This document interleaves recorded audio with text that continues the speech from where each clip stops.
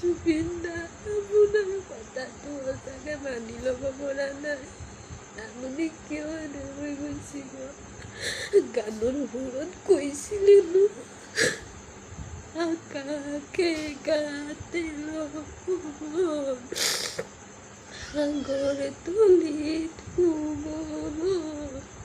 এইটো গানৰ সুৰ দিছিলে সঁচাকৈ সাগৰ তলিত শুই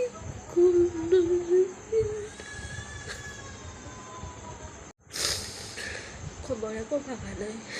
মায়ে মোক মাতি আছে, ভাবিছে কিয় কান্দি আছে, কিন্তু বুজাব নোৱাৰো কাক। এনেকৈ গুচি গ'ল আপুনি জুবিন দা,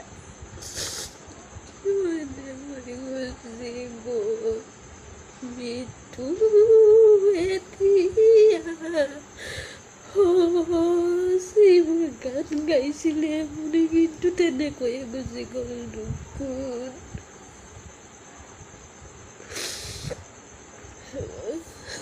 আপুনি গোটেই আছে, শান্তিত থাকিব, কুশলে থাকিব।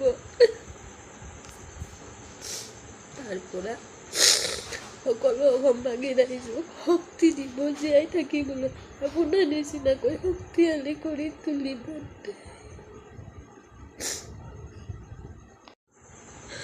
যেতিয়াৰ পৰা খবৰটো পাইছোঁ ন জুবিন, তেতিয়াৰ পৰা অকল আপোনাৰ গান শুনি আছোঁ, অকল আপোনাৰ গান শুনি আছোঁ। যিমানে গান শুনি আছোঁ ইমানে চকুৰ পানী ওলাই আছে। এতিয়াও মিছা মিছা লাগি আছে। মোৰ মনত এনেকুৱা ভাৱ হৈ আছে যে খবৰটো মিছা হয় এতিয়াও, কিন্তু নহয়, নিয়তি লৈ গ'ল আপোনাক। সঁচাতে লৈ গ'ল আপোনাক নিয়তিয়ে ইমান সোনকালে। যোৱা বছৰ আমাৰ ইয়াতে আহিছিলে,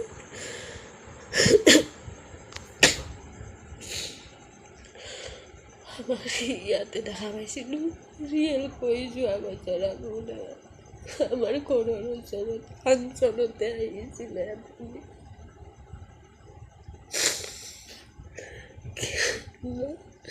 ভগৱান কিয় ইমান নিষ্ঠুৰ, কিয় ইমান নিষ্ঠুৰ? ইমান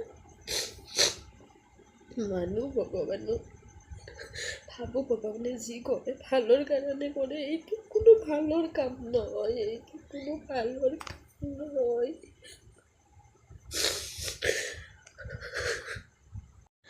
আৰু মই মানে কেনেকৈ ফাৰ্ষ্ট টাইম গম পালোঁ, মই ভাত খাম আৰু তাৰ আগতে একবাৰ এফবিটো চালোঁ। মই চোৱাৰ আগতে এটা পোষ্ট পাইছোঁ, তেতিয়া মানে ডাইৰেক্ট মৰা বুলি পোষ্টটো অহা নাই। এনেকৈ কোনোবা এটাই লিখিছে যে জুবিন গাৰ্গ এতিয়া অসুস্থ, বৰ্তমান ছিংগাপুৰৰ হস্পিটেলত চিকিৎসাধীন হৈ আছে, ভৰ্তি কৰোৱা হৈছে।